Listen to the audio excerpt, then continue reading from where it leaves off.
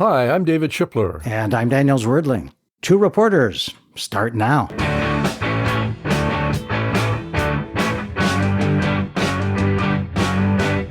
Hi, Dave. Hi, Danny. How you doing? Great, thanks. And here's our mission today.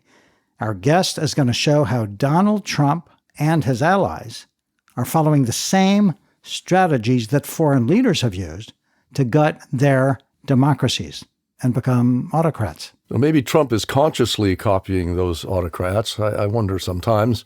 Or maybe he's doing it out of instinct. But whichever it is, our guest says that Trump is using their playbook to attack America's democracy, step by step. Stephen Levitsky is professor of government at Harvard University. Welcome, Steve. Thanks for having me. Hi, Steve. You and another Harvard professor wrote a book that came out 6 years ago called How Democracies Die, and it was and is chilling. Before we get into details about other countries and Trump, let me ask you today, are you feeling more optimistic about the future of America's democracy or less than when you wrote the book? I hate to say it, but I'm feeling less optimistic, more concerned about the future of American democracy than when we wrote How Democracies Die. The biggest difference is that when Trump was elected, the Republican Party still had a good number of small d Democrats in it. In fact, we looked at the Republican caucus in the Senate and even in the House at the time, and were able to identify a bunch of Republicans who we believed would be able and willing to draw certain lines and to contain Trump. And maybe the biggest change in our politics over the last 6 years has been the rapid and thoroughgoing Trumpization of the Republican Party. And so now, whereas in 2018, when we wrote How Democracies Die, we were worried, very worried about an authoritarian president, we are now faced with an entire political party that has abandoned its commitment to democracy. And, this is crucial because in your book, you really make a strong point that political parties in other countries that have faced extremist candidates have been the filters. They've actually prevented them from gaining power. And now you're saying that in the United States, that party which might be in a position to do that has abdicated that responsibility? Yeah, it abdicated that responsibility in 2016. And we held the Republicans responsible for failing to filter out Trump in 2016. We think that they abdicated their gatekeeping responsibility. But 2024 is very, very different. The 2024 Republican elites are not fretting about Trump. They are rushing to endorse Trump. There's not even any discussion of filtering him out. The party is behind him at this point, almost 100%. Well, now it's spring of 2024. Trump is running for president again. And we want you to describe some of the specific strategies that foreign leaders have used to wreck their own democracies and make their countries autocratic. And of course, as we talk about this, we'll be thinking about Trump and the Republican Party. But before we go there, remind us, please, what is at stake here? Can you define democracy sort of briefly? Well, I will define democracy as political scientists define democracy.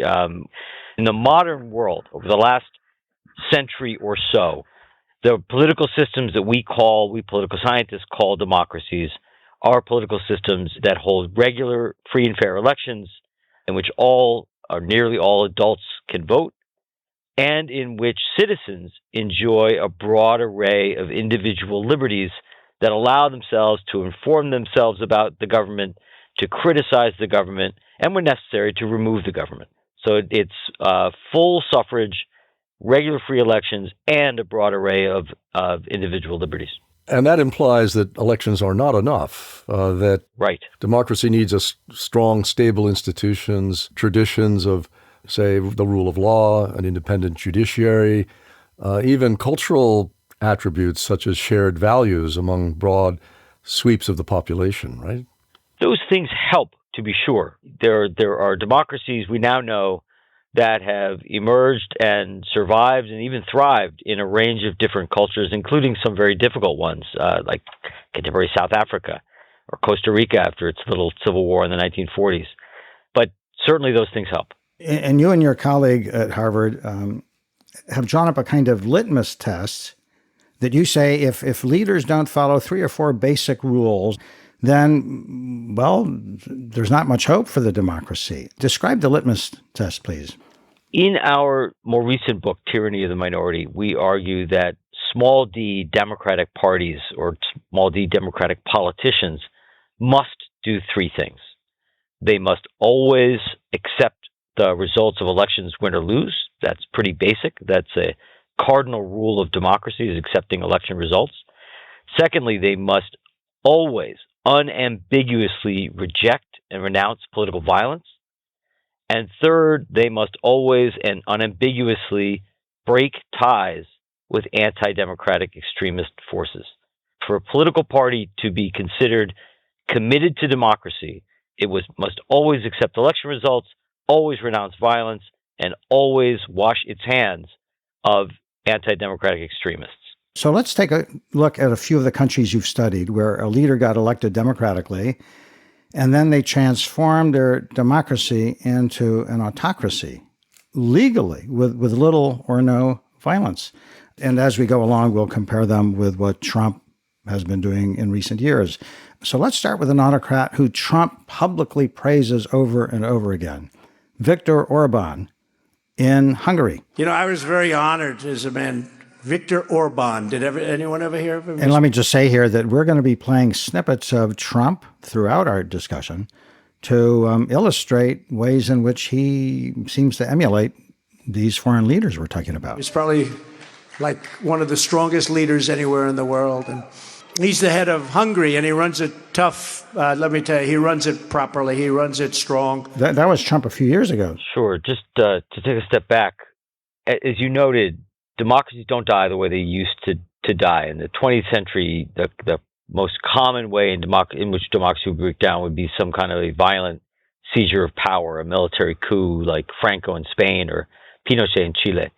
That happens occasionally in the world, but it's much, much less common. Far and away, the most common path to democratic breakdown or death is at the hands of an elected leader, an elected prime minister or elected president who uses the very law and the very institutions of democracy to undermine democracy itself. And Viktor Orban is one of many, many cases, but he has been, I think, the most spectacularly successful at this because he's done it without any bloodshed, without locking up any opponents. He's done it almost with clean hands. Well, let's go back. Let's go back to his beginning, if we could, because he was elected in 2010, and he didn't shake things up right away, did he? He moved gradually, somewhat gradually.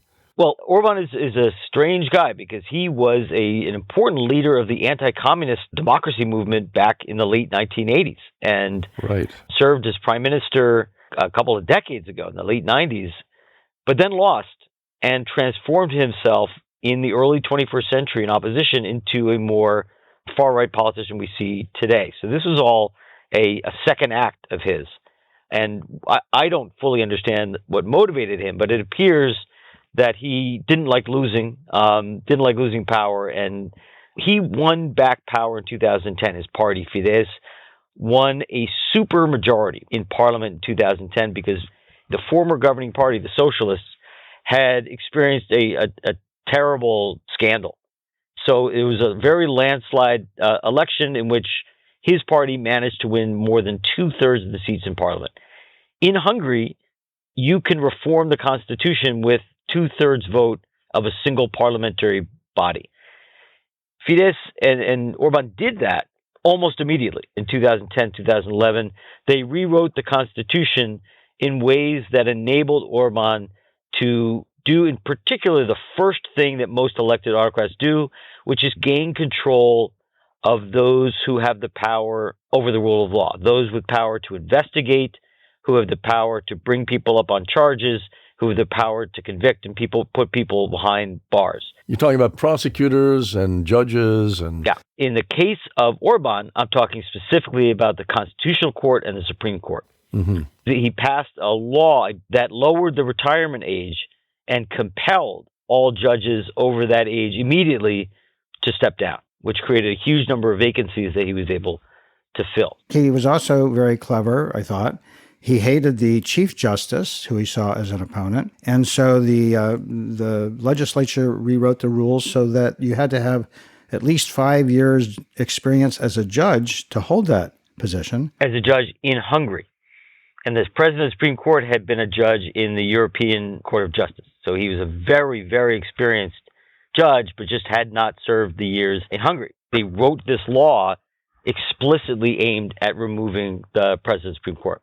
And his party and the legislature went along with this willingly? Yes. Yeah. Orban had a very tight control over his party. That was not really an issue.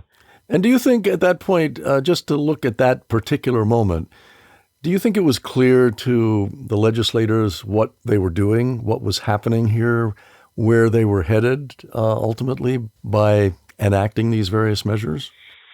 The truth is I don't know because I haven't talked to any of these guys. I think the short answer is no. There is a process that politicians go through by which they learn how to justify their behavior, learn how to rationalize their behavior, and basically sell themselves a set of goods to be able to live with what they're doing. So politicians learn very quickly how to justify their behavior. And Hungary was not as polarized as the United States, but it was fairly polarized. This is just in the aftermath of the financial crisis. It's at a time when immigration rates in Europe are fairly high.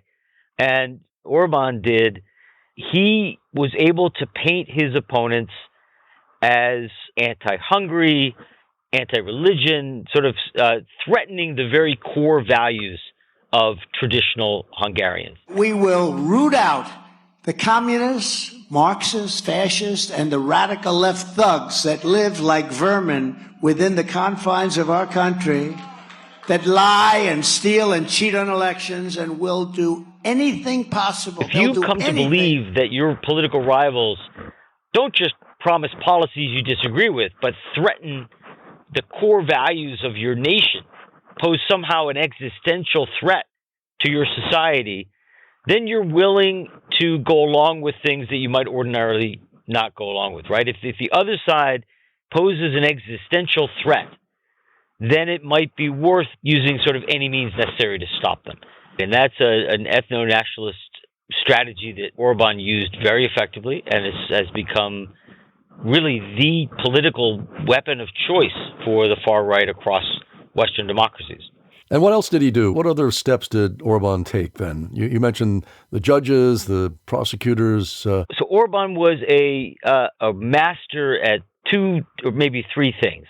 One, using the law in a politicized way. So you have a corruption agency, an anti-corruption agency, or a media regulation agency whose job it is to oversee corruption or to oversee the behavior of whether media entities are conforming to regulations, etc. That exists in any democracy. What you do, the chapter in the authoritarian playbook on this suggests you pack those agencies with your loyalists, with your party allies, and you use those agencies to enforce the law, but to do it in a selective way. So you protect your friends and you crack down on, sometimes for petty offenses, on your rivals. When you begin to do that, media entities, businesses who potentially can be fined or taxed or investigated, they learn very quickly what the new rules of the game are, and they begin to behave accordingly.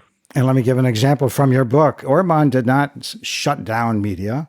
It was much more subtle than that. For example, the media agency that you've just talked about that he packed with his cronies, they denied licenses to independent media companies they didn't like because of quote-unquote regulatory offenses. And you give an example. Do you remember this one? They ran a program that was a couple of minutes too long, right? They said it was going to be 45 minutes long on a forum, but it turned out to be 50 minutes. And something else that they did was they passed a law, again, from your book, outlawing coverage that was unbalanced or insulting or affronted public morality, and assessed fines of almost $1 million. So as you say, this had a chilling effect, and people didn't even want to go there. So the media, again, nobody was arrested.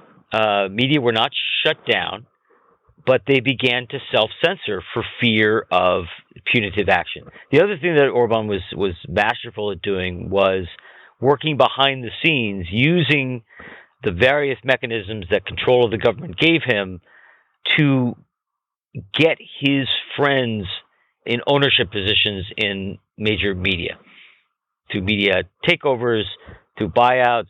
He was able to gain informal control. The government didn't expropriate private media, but Orban was able to get his friends in charge of the largest media conglomerates. And those media conglomerates basically shut speech or shut down opposition media in the entities that they controlled, the newspapers, the radio stations, etc. These are just dishonest, terrible people. I'm telling you that. Terrible people. I called the fake news the enemy of the people, and they are. That phrase, enemy of the people, is exactly the one used by Stalin as a criminal charge against Soviet citizens in the 20s and 30s to send them off to the Gulag and to firing squads. And also by the Nazis later. Jews were the enemy of the German people. And that's right, yeah. It's a familiar, to anyone who knows anything about dictatorships, the most horrible kind, it's a very familiar phrase. And back to Hungary for a moment. So, the result of everything that Orban and his ruling party have done, which includes they've attacked the media, packed the courts, and gerrymandered, and we haven't talked about that.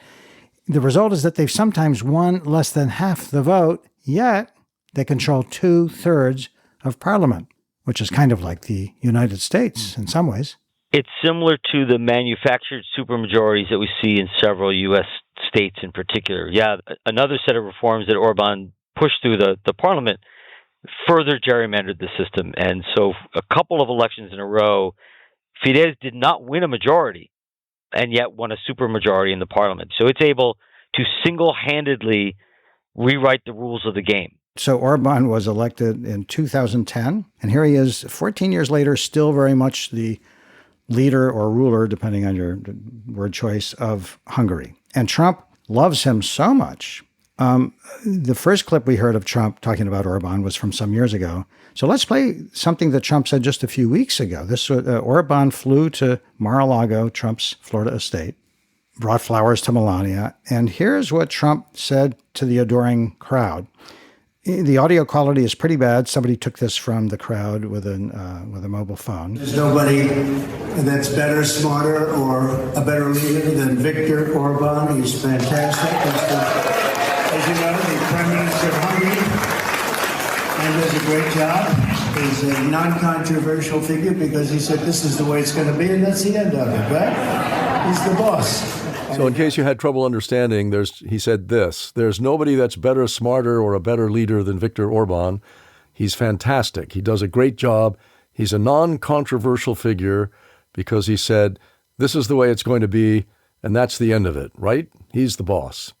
So let me ask you, Steve, about another area. We've talked a lot about government, but the universities also were Orban's targets. What did he do with universities, and how does that compare to what DeSantis has done in Florida, Governor DeSantis? Oh, it's frighteningly parallel. I think Ron DeSantis is a much more Orban-like figure than Trump, and you've seen him, and his government in Florida really has a number of parallels with Hungary. Trump is more, at least Trump on his own, reminds me more of an old 20th century tin pot dictator. He has very, very base authoritarian instincts. He thinks every government agency, every state agency is there for his personal use. You know, he would have governed mid 20th century Nicaragua very well. We shouldn't laugh. It's really sad. But Hungary was a pretty solid democracy. It's in the middle of Europe. One can't be a tin pot dictator in Hungary. And so if Orban is going to establish some sort of authoritarian rule, he's going to have to do it legally and subtly. But he has very effectively wielded the machinery of government against his political rivals. And he did that maybe most importantly or most effectively against the European University, which was a bastion of, as universities are, a bastion of independent thought. A very, very high-profile university. Nobody imagined that the government could ever shut down the European University. He treated the university as somehow anti-Hungarian, subversive, against the mainstream cultural values of Hungary, and he bullied it into fleeing the country. It raises the question about Hungary because you called it a solid democracy, but it doesn't have a long tradition of democracy, does it? I mean, right after the Bolshevik Revolution, following World War I, it had a communist government, and then it had a right-wing authoritarian government, and then, of course, following World War II, for nearly half a century, it was a communist government. So my question is, does that make a difference? I mean, how important is it not to have that very long tradition of democratic institutions and norms? Let me flip that around a little bit and say it definitely helps to have a long history of democracy. There's a lot of empirical evidence that one of the best predictors of democratic survival is the age of your democracy, the number of years you've lived under democracy. Now, that puts Hungary kind of in the middle of the pack, because Hungary, it's true, it had almost no democratic history prior to 1989. But between 1989 and 2010, it had 21 years of full, solid, stable democracy. And by most accounts, thanks in part to close ties to the European Union, had developed fairly robust democratic institutions. There are literally dozens of democracies that were born over the last 40 years that were born in countries with very different cultures, very diverse cultures, and with no democratic past. South Korea and Taiwan had no democratic history. South Africa had no democratic history. Ghana had no democratic history. Romania and Bulgaria had even less of a democratic tradition than Hungary, and yet they're democracies with problems. So it's certainly not necessary to have a long democratic tradition like, the UK. A fairly large number of democracies have been built more or less from scratch since the early 1980s. Just to remind our listeners, we're speaking with Stephen Levitsky, who is a professor of government at Harvard and who is a co-author of a book that is enough to chill your bones called How Democracies Die. Let's go back in a moment to the United States and what Trump and the Republican Party are doing to it. But first, let's touch on one more country. Interestingly, Trump has publicly attacked their government, but in many ways, he's very similar to their former leader, Hugo Chavez of Venezuela. What are a few things that Trump has been doing that echo what Chavez did? Chavez came in, people left him off as a clown, right? Nobody took him seriously, just as they did Trump, and then look what happened. I think that's right. Chavez was badly underestimated. Chavez actually came from the military, unlike Trump, and led a serious military coup attempt in 1992, several years before he was elected, and was imprisoned for that failed coup attempt. But he was pardoned. He was let out of prison precisely because the president at the time kind of viewed him as a clown and didn't take him seriously. And then 4 years after being let out of prison, he was elected president. What Chavez did that is very similar to Trump is deliberately polarize. He constantly cast all of his opponents as enemies of Venezuela, enemies of the people, traitors, and constantly used language to describe his rivals as people who were beyond the pale, people who posed an existential threat and could not be accepted. And that helped to create an environment that justified or legitimized bullying and sort of tilting the political playing field against these so-called enemies or traitors to Venezuela. And that language, although Hugo Chavez came from the left and Trump comes from the right, their language, particularly in the way they depict their political rivals, is very, very similar. Joe Biden is a low IQ individual, and he is truly the worst, most incompetent, and most corrupt president in the history of the United States. It's a disgrace what's going on with our country. So what were Chavez's specific tactics? Again, in many ways similar to Orban's. Of course, Chavez went after the media in Venezuela, a lot like Orban did in Hungary. And based on what I've read in your book, it seems like Chavez was kind of clever about it. Yes, clever, a little less subtle than Orban, however. I mean, whereas Orban was really skilled in basically bringing the private media on board by packing it with his allies. Chavez, in a couple of important cases, was more openly bullying, closing down a major television network on legal grounds, using the regulatory agency to deny the television station a renewal of its license. So it seemed at some level legal. But he actually shut down a major television station, RCTV. He also bullied the owner of another major television station, Globo Visión, through tax and fraud investigations. He basically led the owner of the TV station to flee the country to avoid jail and then eventually sell the media company to a pro-Chavez businessman. So Chavez was a little more heavy-handed than Orban was, but the end result was the same, a private media that was completely compliant and aligned with the Chavista government. Speaking of what Trump might try to do if he got reelected, among other things, listen to how Trump was threatening the media a few years ago before Twitter got taken over by his richest supporter, Elon Musk. Well, the president this morning is threatening to shut down or, quote, strongly regulate social media platforms. This is, of course, after Twitter fact-checked two of his false tweets on mail-in ballots. The president claims they're trying to silence conservatives' voices. One of the keys for all elected autocrats is to gain control over the referees, the judges, the courts, the prosecutors, electoral authorities, any agencies with the power to adjudicate disputes and to potentially punish rivals. Chavez packed the Supreme Court. He packed the Supreme Court twice. And I think it's worth reminding everybody that during the Obama administration, the Republican Senate refused to even consider Obama's final attempt to appoint a Supreme Court justice. They wouldn't even have hearings on the guy, Merrick Garland, which was, am I right, the first time in American history that has ever happened? It's the first time since Reconstruction, I think since 1866. And that paved the way for Trump when he got elected to pack the Supreme Court. And also in 2020, just less than 2 months before the election, when Ruth Bader Ginsburg died, the Republican-controlled Senate reversed its position and rushed through a nominee so Trump could have that chance also to put his justice, in this case, Amy Coney Barrett, on the court.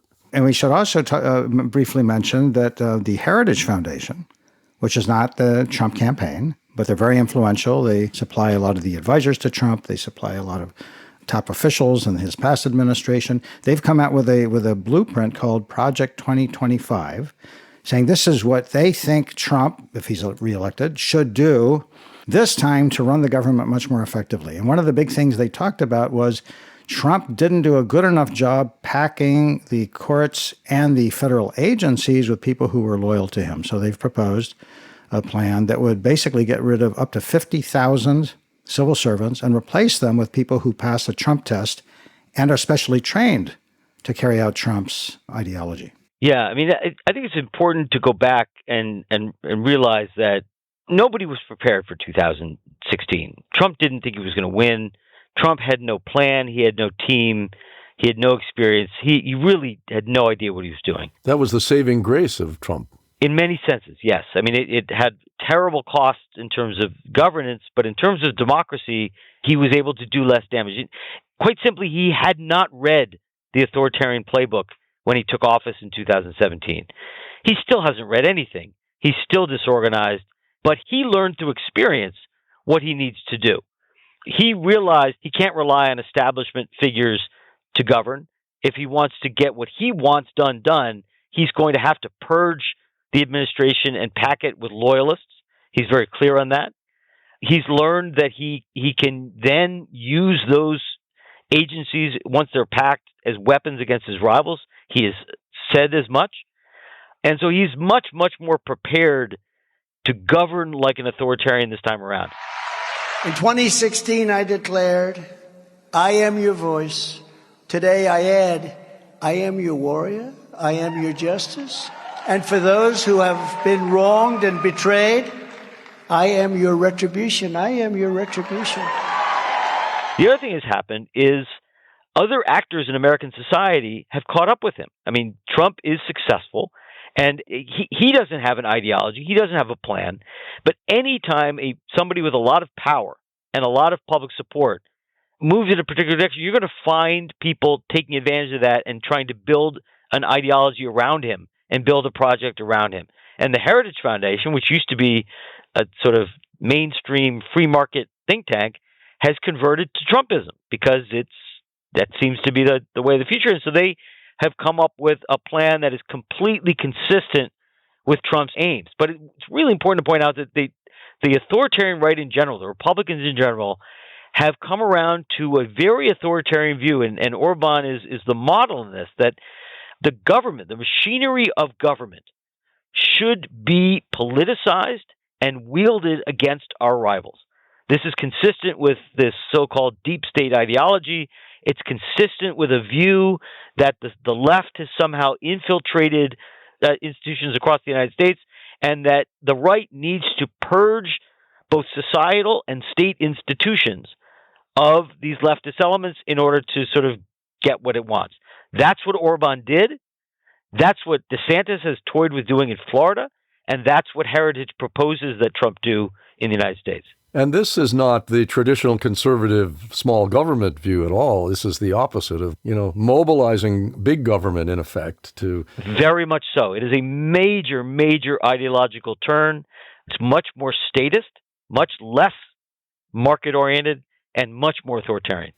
And it looks as if Trump has surrounded himself so far, or will, if he gets into office, with people who are pretty skilled in implementing this whole ideological transformation, unlike the first term. Well, he will surround himself with people who are committed to doing that, who have a plan, who have a set of coherent goals, and are committed to doing that. I'm not sure how experienced or how skilled they'll be, but they'll, unlike the first time when he was surrounded himself mostly with mainstream and establishment Republicans, he will surround himself with loyalists who are willing to do his bidding and who are aiming to carry out this purge of the state. I pray that we not use the future tense he will. Let's say he would if elected.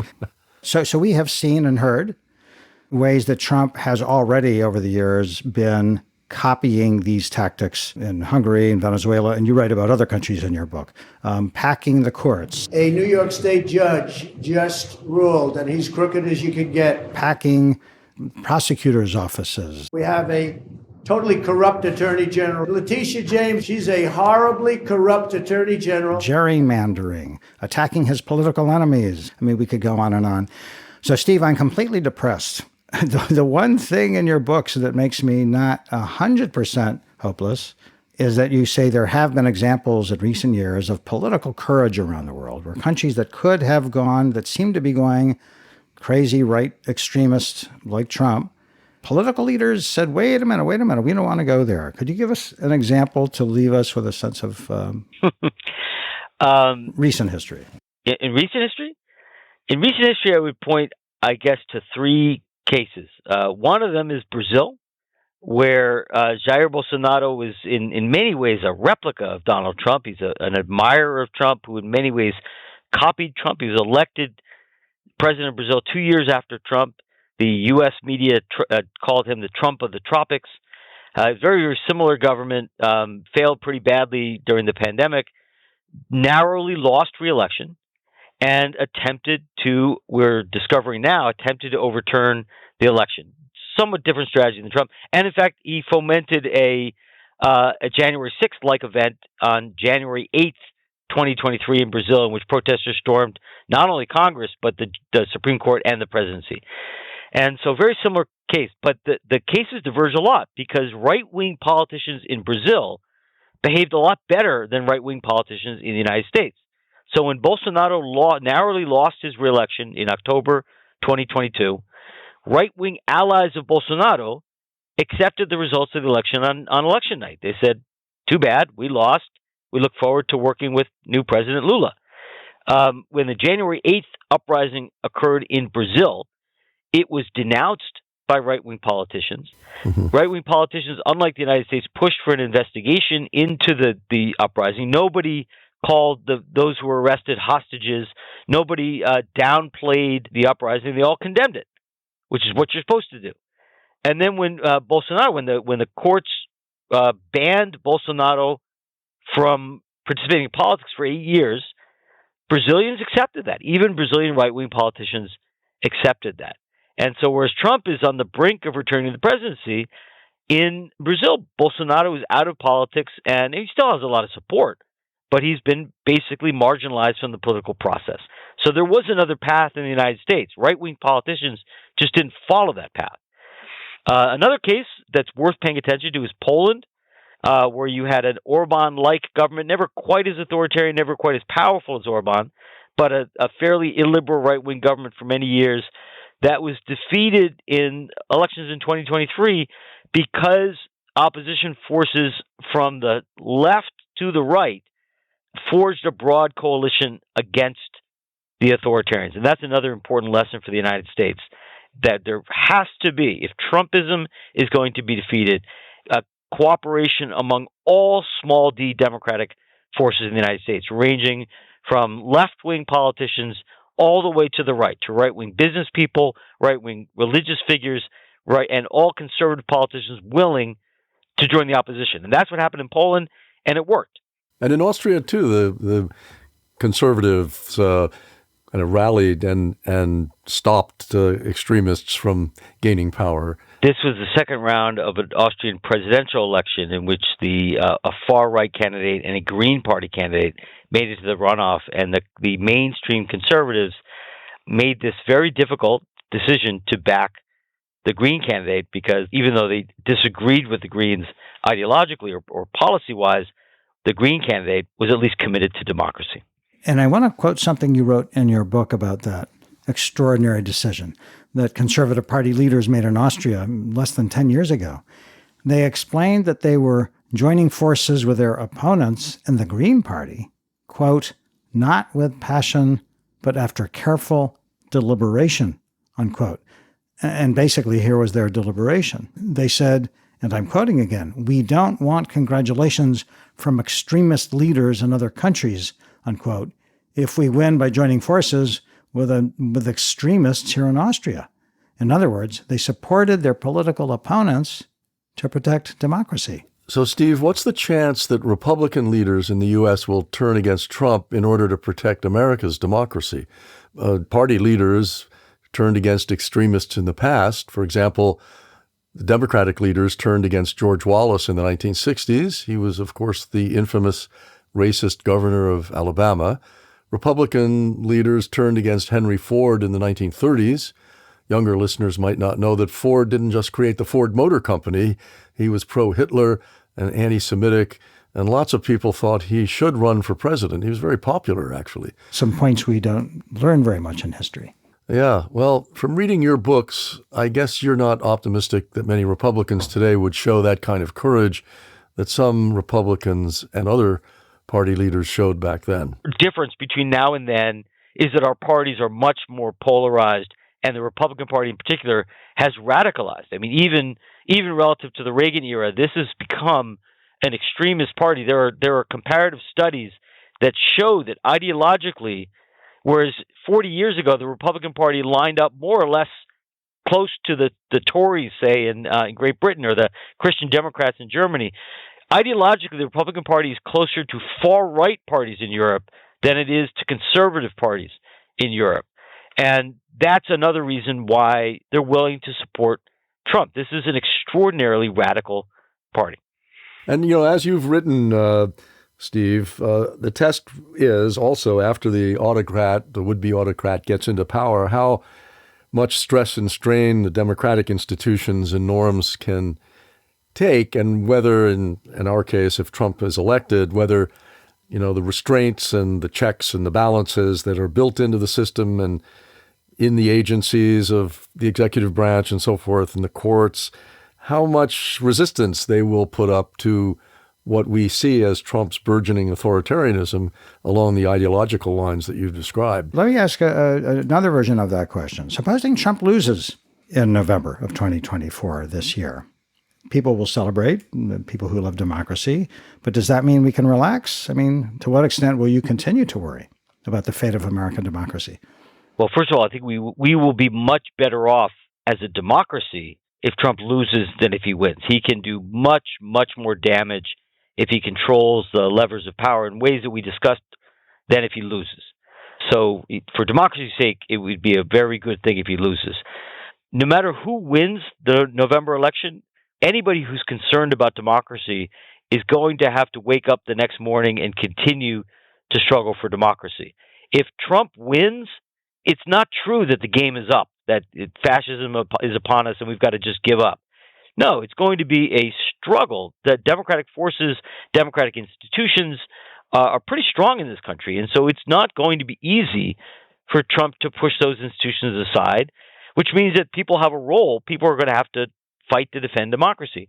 This is also true if Trump loses. I think he'll do less damage. I think, this talk of a bloodbath or another Stop the Steal or violence, I mean, there may well be some of it, but I think our system is much more likely to survive even a major temper tantrum by Trump and his supporters than if he wins. It's going to be a while, though. Trumpism is a phenomenon that has the support of a little over a third of this country. It's a primary winning majority of the Republican Party. Unfortunately, a majority of Republicans today hold extremist beliefs, and that's not going to change immediately. Even if Trump were to retire to Mar-a-Lago, I think the Republican Party is not going back to the party of Mitt Romney or Nikki Haley. It'll be a Trump-like figure who succeeds him, I think, most likely. And so the Democratic problem will not be resolved in November 2024. Preserving democracy is a full-time, permanent struggle, and getting the United States back to a place where democracy is relatively stable and both political parties are playing by democratic rules, that's going to take, hard to say, at least a decade or so.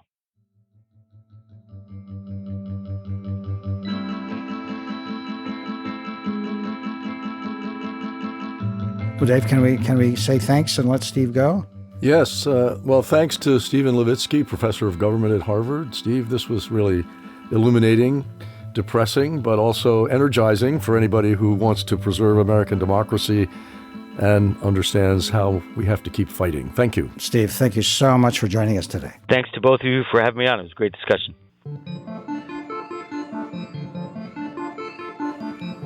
And that's it for this episode of Two Reporters.